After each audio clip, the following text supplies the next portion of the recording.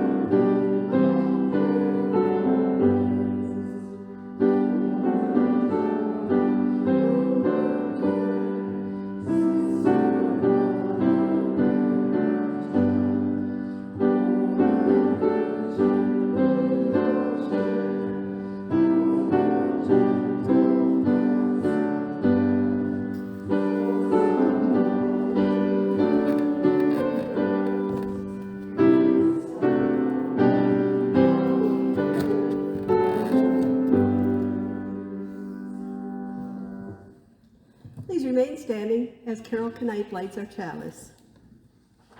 With words by Reverend Kimberly Ann Tomzak Carlson. Recognizing the beauty around us and within us, in voice and spirit we gather to light our chalice. May we savor the beauty of our abundance and diversity, always cherishing one another and our earth. May we remember to inhale the lushness in life, knowing that we are a people of beauty.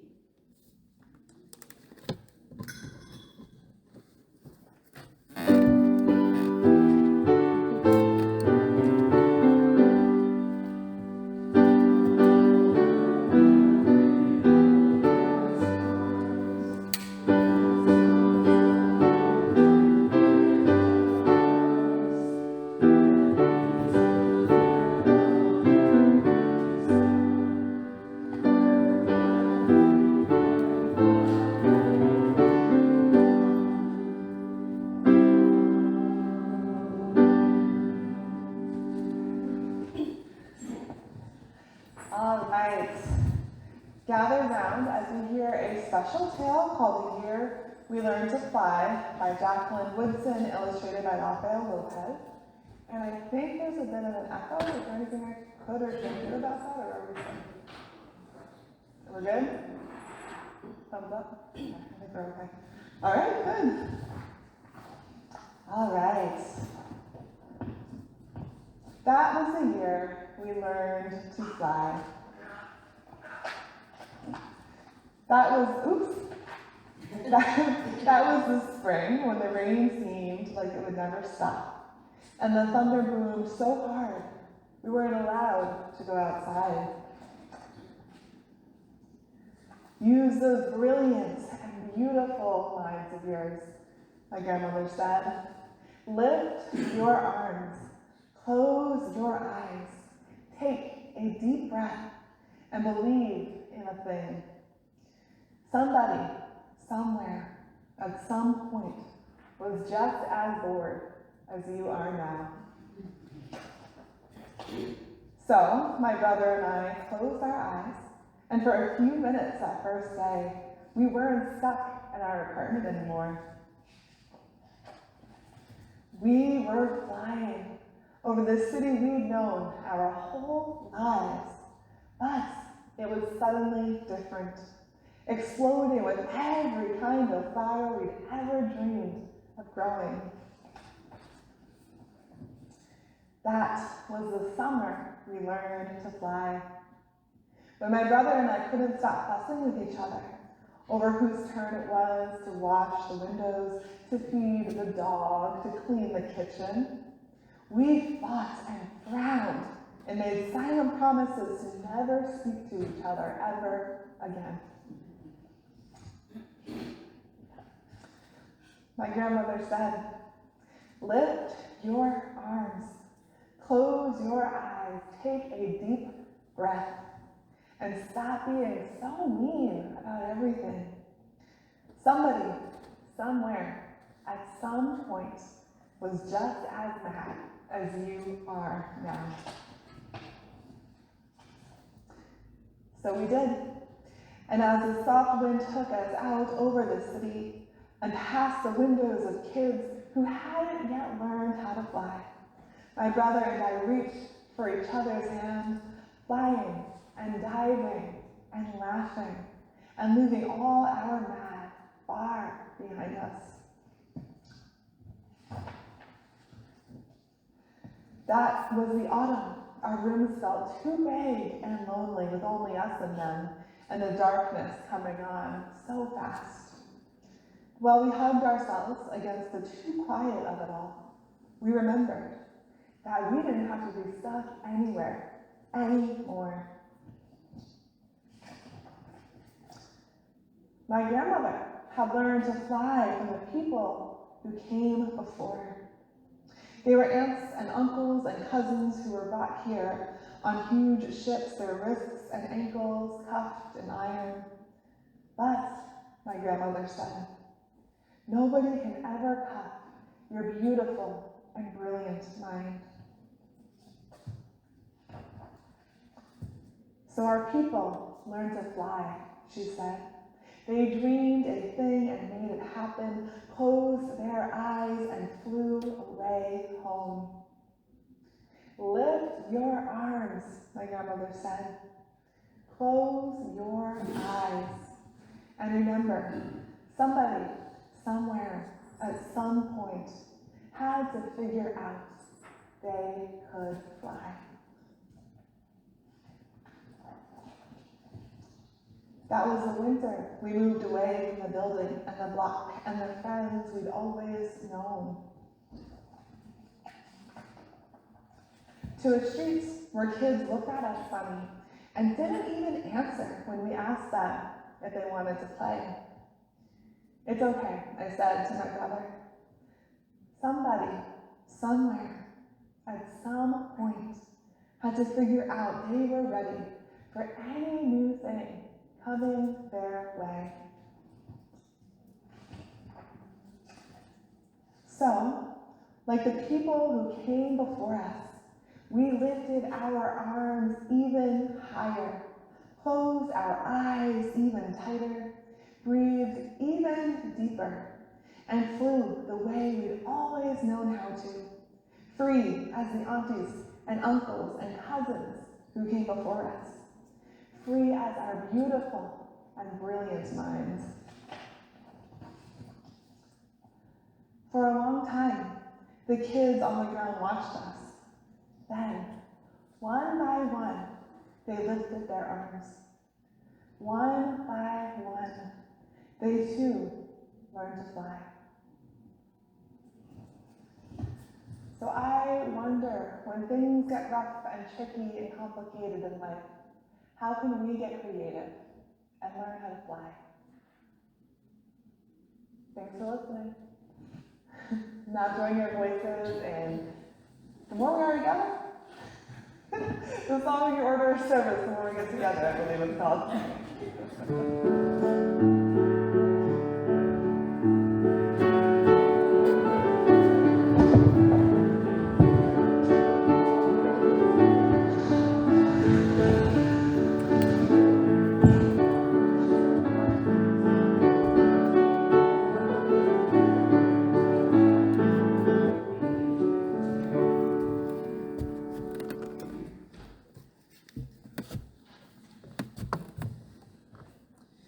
Please remain seated for our prayer hymn, number 396 in the Gray Hymnal, I Know This Rose Will Open.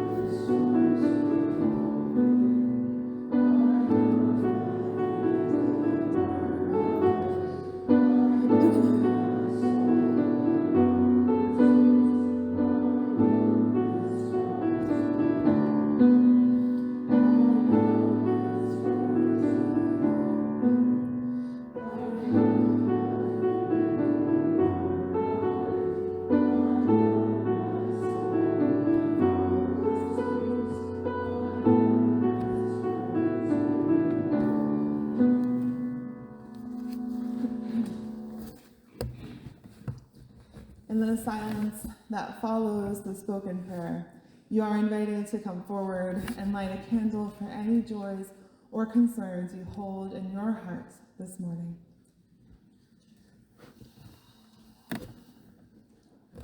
Spirit of love and life, creator of all things beautiful and sacred. When our hearts ache and our spirits throb, may you join with us on our sacred journey, traversing all of life's ills, all of life's surprises and improbabilities.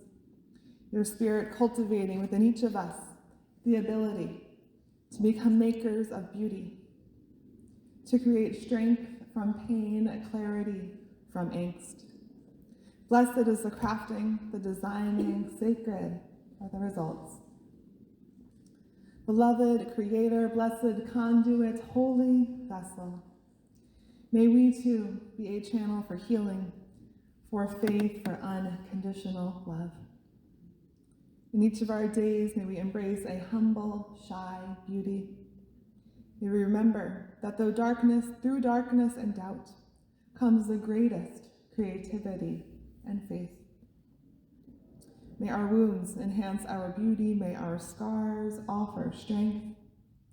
And as we inch closer and closer to the end of our days, may our difficult, imperfect, demanding, beautiful journeys be riddled with sacred creativity, peppered with cultivated beauty. And may each holy imperfection bring us closer to the Creator, the creative spirit, the source of all that is. May it be so, and amen.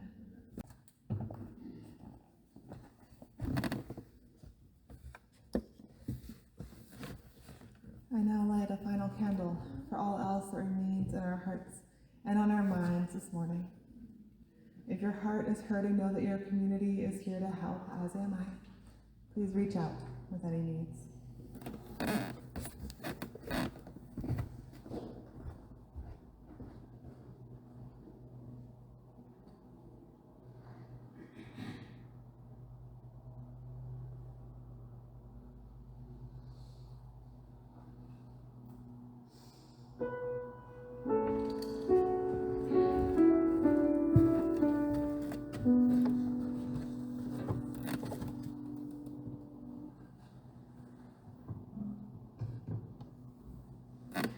We come together to cultivate a community of beauty, dedicated to creating a world of beauty.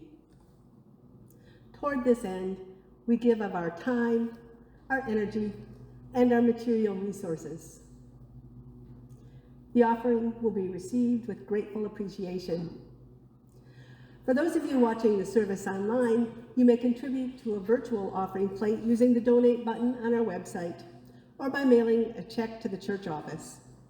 Will the ushers please come forward?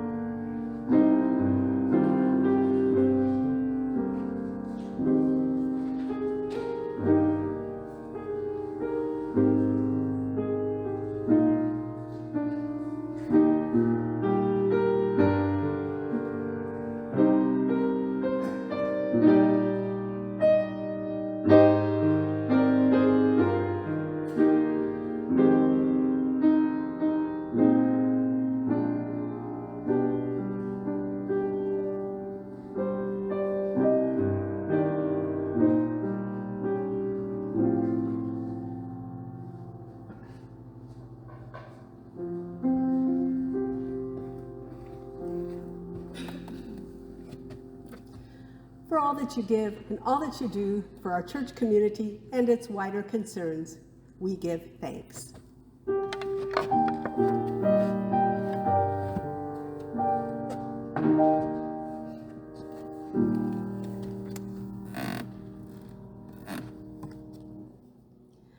Our first reading is from Father Richard Rohr.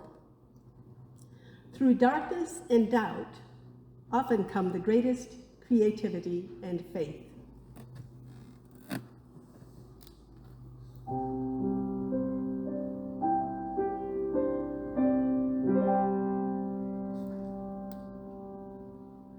From Octavia Butler's Parable of the Sower. Change is the one unavoidable, irresistible, ongoing reality of the universe. To us, that makes it the most powerful reality, and just another word for God. Please rise and body your spirit to join our voices in hymn number 77, Seek Not Afar for Beauty.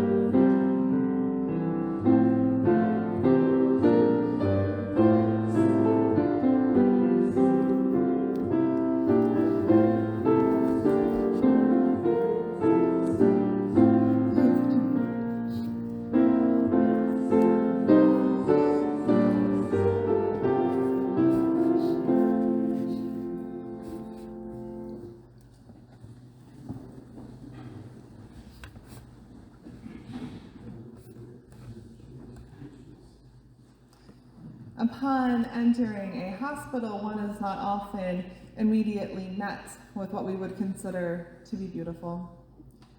Leaving an often packed parking lot amidst asphalt and anxiety, we enter a building where the air may smell of chemicals, keeping things sanitized, where whitewashed walls invite an image of sterility, where distant beeps of heart monitors and conversations between nursing staff fill a space otherwise heavy with apprehension and distress.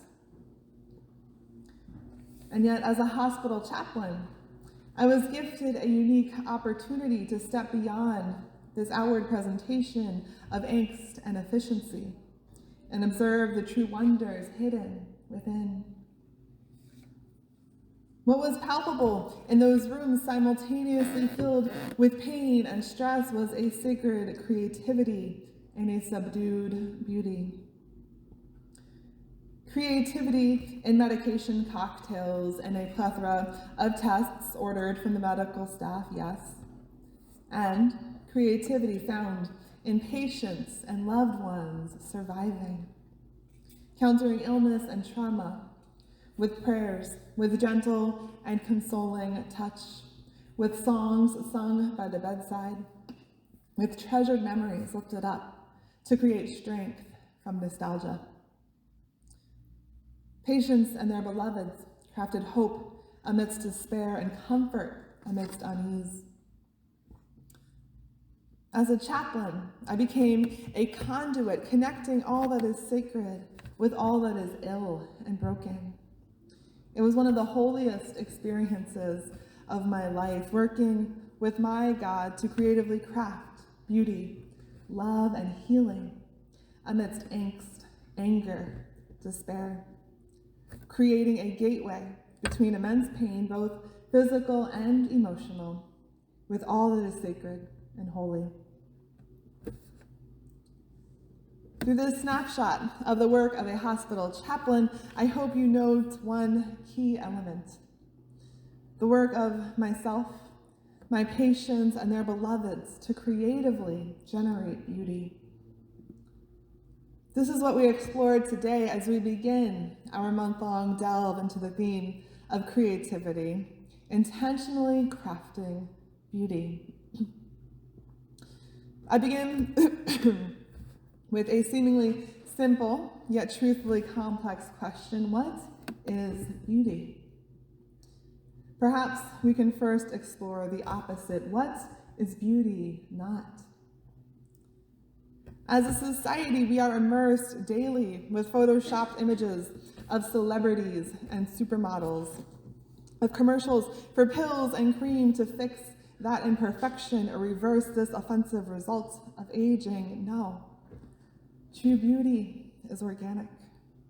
It is not a snapshot of blue eyes and blonde hair and a face devoid of wrinkles, but something cultivated and tended to within, creating an undisputed sense of wholeness and completeness within our very beings. It is not a search for inauthentic yet sought after aesthetical perfection, but an embrace of authentic asymmetry, aesthetics and livelihoods held more handsome because of perceived flaws.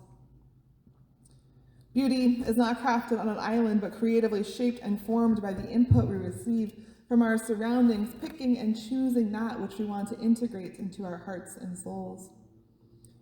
Creatively fostering beauty is reflected of the role I played as a chaplain, creating a conduit of sorts, as everything broken and damaged is embraced by everything good and sacred. So how do we explore this idea of creatively cultivating beauty through a theological lens? In this reflection, I use the word God because that is the language of the theologian I quote. I invite you to interpret with whatever word for the sacred holds true to you. Process and womanist theologian Monica Coleman writes extensively of what she calls creative transformation, how we can work with God to implement God's ideals in the world. In simple terms, this is akin to a Unitarian Universalist interpretation of the Christian question so often posed: what would Jesus do? If the sacred is an entity that cares and interacts with our thoughts, both conscious and subconscious, how can we pause to listen to these sacred murmurings and implement these holy desires into everyday life? If all we hold holy is nature, how do we respond to the whispers of the wind and budding trees, to that which represents enduring and everlasting beauty, as well as unending cycles of death and rebirth? How can we bring the ideals of the transcendent into this finite realm? For me, it comes with a pause, a sacred welcome, a moment to welcome a whisper of the sacred, even if just for a moment. Through us, the sacred works to create beauty. Coleman's theology offers the sacred as the ultimate source of novelty in the world. We are divinely gifted an opportunity to move beyond any hardship in a way we could not have imagined on our own. I remember as a chaplain being faced with a teenager anticipating brain surgery to remove a malignant tumor. I remember the woman whose husband had just attempted suicide. Whatever happened in these moments, figuring out the next best step is sacred. Creating novelty can feel so monumental at a crossroads like this that to some it has been deified. Let us offer a caveat here that atheists can very well be a conduit for something sacred, perhaps the love of an ancestor or the imagination that allows one to produce awe and wonder in a work of art. That is what we connect to when we do not have a next best step: creativity. This dedication to change and the sacred is a strength that exists in 12-step groups, where individuals are called to submit themselves to their higher power, whatever that may be. Atheists and theists alike have successfully undertaken the journey of sobriety, offered a life they could not have imagined on their own, entering novel territories seemingly beyond reach.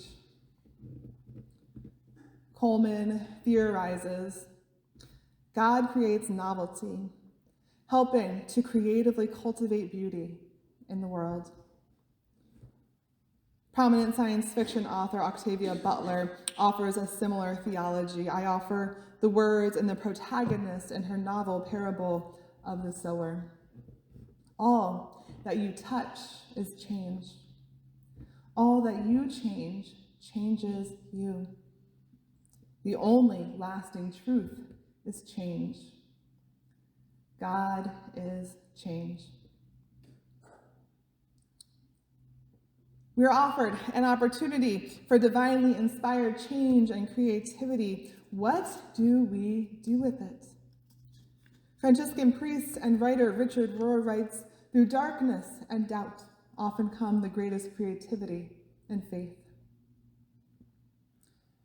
We have spoken of this before, but I want to re-examine the wisdom of kintsugi. Kintsugi is the Japanese art of repairing ceramics with lacquer and gold, a thin line of gold highlighting where the cracks have been made. We restore that which has been broken by intentionally illuminating the fissures with something beautiful and precious. This offers an alternative to two other options. One, sealing the cracks with a thin, invisible solution that seeks to hide the broken shards and return the object to exactly what it had been before. Or two, repairing the cracks in such a disorderly and scattered way that the object becomes unsightly and prone to breaking again. Of the three options, which is most beautiful? What leads to greatest creativity and faith? I think of an untimely and tragic death, drawing inspiration from my own experiences. We could carry on as if nothing had happened, keeping pain artificially at bay indefinitely by denying it. We could slip into despair with no attempt to recover and lose ourselves entirely in grief. Or we could repair our broken hearts with actions and emotions akin to shining gold. We can mourn and yet ultimately celebrate tender and joyful memories. We can hold our departed beloved in our cloud of ancestors, their wisdom always but a prayer away. We can love and care for the others who are grieving with even greater intensity and compassion. We can survive and heal and creatively generate beauty. Think of all your hardships that welcome a solution of lacquer and gold.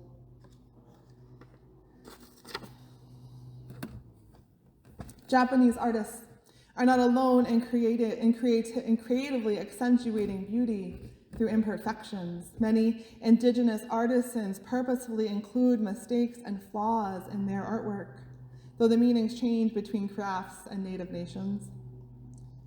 I want to begin with an exploration of an intentional error in beading called the spirit bead, for I think we should each carry with us a spirit bead.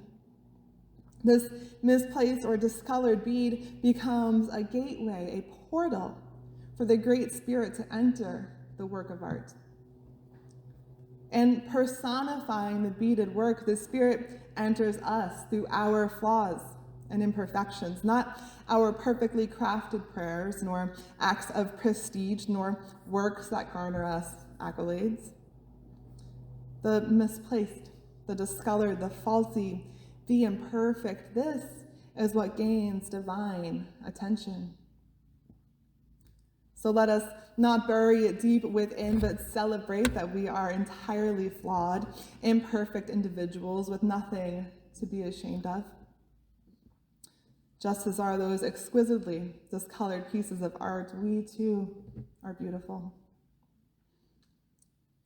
Furthermore, there are those indigenous peoples who believe that if a woven blanket does not hold an intentional flaw, evil will escape it and the artist will suffer from blanket sickness, ailments that arise when we hold ourselves to unattainable standards of perfection. What does creativity become when imperfection invites with it all that is sacred and holy, while perfection carries with it illness and affliction? Writing this sermon, I was reevaluating the many anxieties and insecurities I hold within. Are those hidden imperfections more sacred than the sermon I spent days crafting? Is engaging with these flaws, not hiding them, a holy act? I also reflected on my time as a chaplain and as a conduit for the sacred. I often prayed in the hospital chapel between conversations with the ill and the broken, kneeling between pews as multicolored light penetrated the stained glass windows. And yet what I prayed for was not perfection, but to be a voice of the holy. Perfect words would not heal, as I doubt many of my patients even listened to or remembered my words. But imperfect, yet genuine authenticity. Prayers not heard, but felt. Unconditional love not spoken, but intuited. This was creative, intentional, entirely imperfect beauty that healed. What is sacred in life is not necessarily what it culminates in, for we will each ultimately face death. Death is a holy mystery, yes, but what of the journey that brings us there? What will we remember the moment before we slip from this realm? Will we be filled with regrets, satisfaction, contentment? It is ultimately about the journey. So let ours be one of beauty, cultivated through faulty, flawed, yet passionate and intentional creativity. Creativity is synonymous with sacred change. Beauty, not of smooth skin, flowing hair, and perfect physique, that which we are bombarded with throughout our days. No. Organic and perfect beauty that we cultivate within and between us. Beauty that becomes a channel between all that is sacred and all that hurts. So may we carry this with us as we traverse life and all she offers us. Our broken hearts mended with gold. Our spirit beads connecting all things imperfect with all things sacred. Deifying that which may have caused us hurt and embarrassment. May we creatively cultivate beauty this day and every day. May it be so, and amen. Please rise in body or in spirit to join our voices in hymn number 332, Perfect Singer, in the gray hymnal. Before we sing this, I'd like to teach it to you, if I can. This hymn is written by Bela Bartok, who is one of the greatest Hungarian composers and arguably the greatest Unitarian Universalist composers, but he's not really known for straightforward melodies. So I'll play it once for you so you can hear what it sounds like. It's actually quite beautiful once you pick up on it, but can be a little intimidating at first.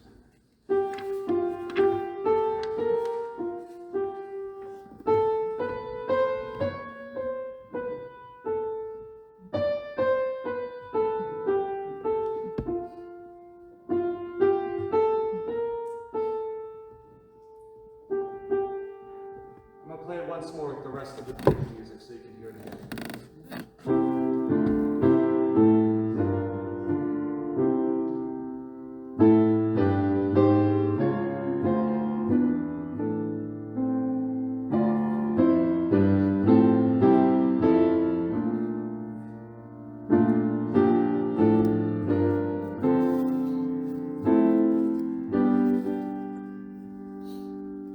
Let's try it together.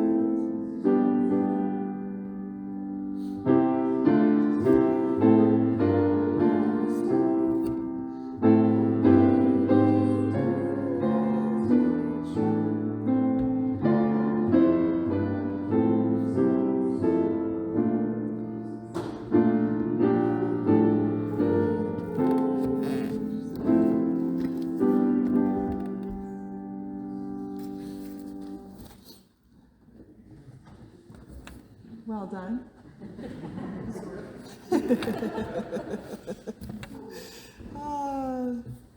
May our consciousness awaken to that need for change whispered by the sacred, a murmuring, a nudge, an invitation from all things holy.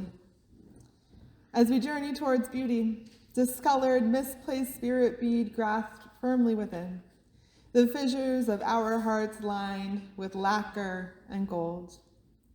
May we embrace that hallowed cry, that venerated call, to be guided in each day towards necessary, blessed creativity. May we go in peace, and amen. Thank